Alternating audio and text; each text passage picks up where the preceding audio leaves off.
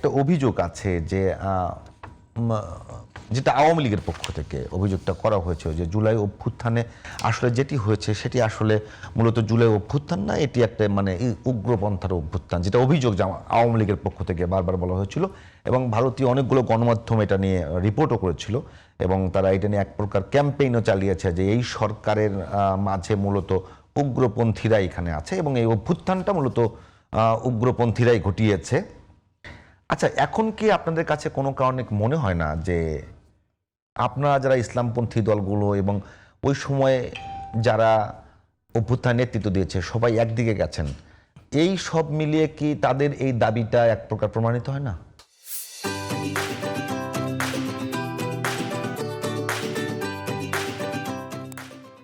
দেখুন, এখানে আওয়ামী লীগের রেফারেন্সে কথা বলাটা খুব বেশি প্রাসঙ্গিক নয়। যেটা আমি বলি, আওয়ামী লীগ কী বলেছে এই দিকটাকে মানুষ এখন সামনে রেখে আলোচনা শুনতে চায় না। বাংলাদেশের মানুষই মূলত এই পরিবর্তনটা ঘটিয়েছে। দেখুন, দীর্ঘ 15 বছর আওয়ামী ফ্যাসিবাদ বাংলাদেশে তারা ছিল। সেখানে কি কোনো কারণে ইসলামপন্থীদের একটা বড় ভূমিকা ছিল? এবং মানুষ সুযোগ খুঁজছিল কিভাবে এখান থেকে আসলে মুক্তি পাওয়া যায়, কারণ এমন কোনো শ্রেণী পেশার মানুষ বাদ যায়নি যাদের উপরে সেখানে জুলুম নিপীড়ন করা হয়নি। ছাত্ররা যখন বৈষম্যের বিরুদ্ধে আন্দোলন শুরু করেছিল এবং সরকার এটাকে একভাবে হ্যান্ডেল করেছে, এক পর্যায়ে তারা যখন বলা যায় যে খুবই তাদের প্রতি রাষ্ট্রীয় দমন নিপীড়ন শুরু হয়েছিল এবং তখন সেখানে ছাত্ররা রাজপথে এবং দেশের সাধারণ মানুষ, রাজনৈতিক দল থেকে শুরু করে এখানে কোনো বিশেষ ব্যক্তি গোষ্ঠী দলকে আপনি আলাদা করে এই গণ অভ্যুত্থানে দেশের কোটি কোটি মানুষের যে কন্ট্রিবিউশন, সেই কন্ট্রিবিউশনটাকে আপনি খাটো করার কোনো সুযোগ নেই। আমরা মনে করি বিপ্লবটা সবাই, এবং এই বিপ্লব যদি দেশের সকল মানুষের স্বতঃস্ফূর্ত সমর্থন না থাকতো তাহলে কিংবা যদি কোনো একটা গোষ্ঠী যদি এটাকে করতো তাহলে কোনোভাবে সে সফল হতো না। আমি জানার জন্য বলি, আমি আপনার এই যেটা আপনি বলেছেন সেটাকে সমর্থন করি। আমার প্রশ্নটা অন্য জায়গায়, যে যদি এখন পর্যন্ত আমরা যদি বলি যে অভ্যুত্থানে যারা নেতৃত্ব দিয়েছে, অভ্যুত্থানে তো সাধারণ মানুষ বাংলাদেশের সবাই তো অংশগ্রহণ করছে, তাতে কোনো সন্দেহ নাই। অভ্যুত্থানে যারা নেতৃত্ব দিয়েছে, যারা অভ্যুত্থানের মুখ, আপনি কিন্তু বুঝেন, তারা প্রত্যেকেই এখন ইসলামপন্থী রাজনৈতিক দলগুলোর সঙ্গে জোটবদ্ধ।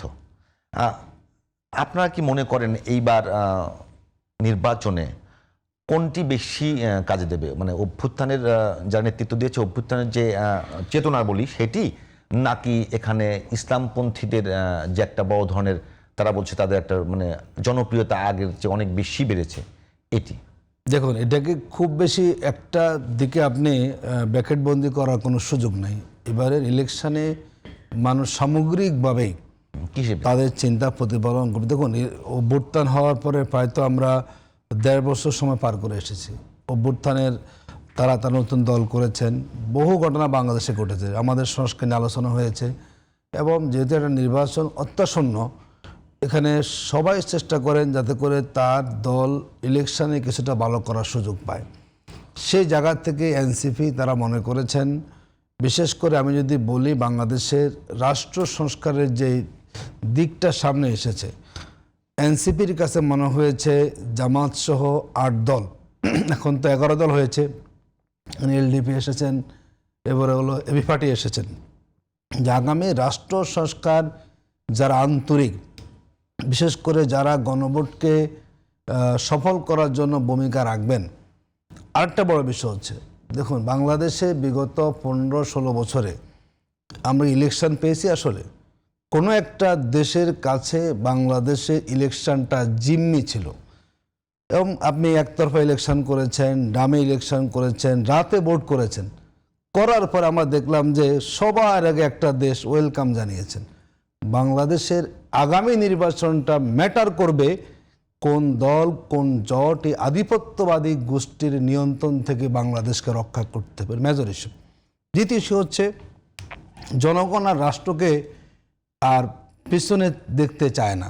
পুরনো রাজনৈতিক বন্দোবস্ত মানুষ মনে করে আমাদের যেগুলো সংস্কার আলোচনা হয়েছে সেগুলোকে আমরা মোটা দাগে বাস্তবায়ন করার সুযোগ পাই, একটা নতুন রাজনৈতিক বন্দোবস্ত আসবে, একটা সুন্দর পরিবেশ সেখানে। সুতরাং দুইটা দিক এখানে গুরুত্বপূর্ণ। আধিপত্যবাদী গোষ্ঠীকে যারা প্রশ্রয় দেবে না এবং যাদের কাছে জনগণ মনে করবে না যদি এই শক্তি ক্ষমতা আসে, তাহলে আমাদের বাংলাদেশ নিজস্ব স্বকীয়তা দাঁড়ানোর সুযোগ পাবে। আর সংস্কার যারা করবেন, মানুষ যাদেরকে মনে করবে না আস্থাশীল, এরা আসলে পরে সংস্কারটা হবে, তাদের দিকে জনগণের ম্যান্ড। এখানে ইসলাম কিংবা কারা আসলো এটি হয়তো একদিকে যাবে।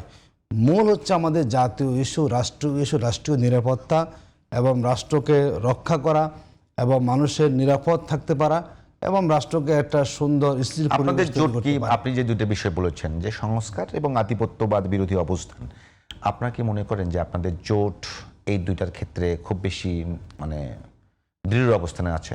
এখন পর্যন্ত আমরা দেখতে পাচ্ছি তো, এখন পর্যন্ত আমাদের রাজনৈতিক যত কর্মকৌশল আছে, আমরা মনে করি এই জায়গাতে আমরা অবস্থানটা ধরে রাখার সুযোগ পাচ্ছি এবং সময় যখন আসবে তখন এটি আসলে তখন আরো বেশি ফুটে উঠবে। নাকি অন্য জোটকে একটু ডিফেম করা বা অন্য জোটকে ট্যাগিং করা যে তার আধিপত্যবাদের না, supporter হিসেবে দেখুন কাজ আমরা অন্যকে বলবো না, আমরা আমাদেরটা বলছি যে আপনারা আমাদেরকে দেখবেন, আমাদের এই কর্মনীতি, কর্মকৌশল, আমাদের বক্তব্য, আমাদের আচরণ প্রমাণ করবে আমরা আসলে কি বলতে চাচ্ছি। এখানে কোন জোটের সেটা আমরা দেখবো না, কিন্তু আমরা আমাদের জায়গা থেকে বলছি দুইটা দিককে আমরা অগ্রাধিকার দিচ্ছি। এই দেশটাকে আমাদের, এই দেশটাকে আমরাই পরিচালনা করব। এখানে অন্য কোনো হস্তক্ষেপ আশা করা কিংবা অন্য কোনো দেশের ভিন্ন কোনো এজেন্ডার ভিত্তিতে দেশটা পরিচালিত হওয়া, যদি সেটা না হয় এই দিকটাকে আমরা ইনশিওর করতে চাই।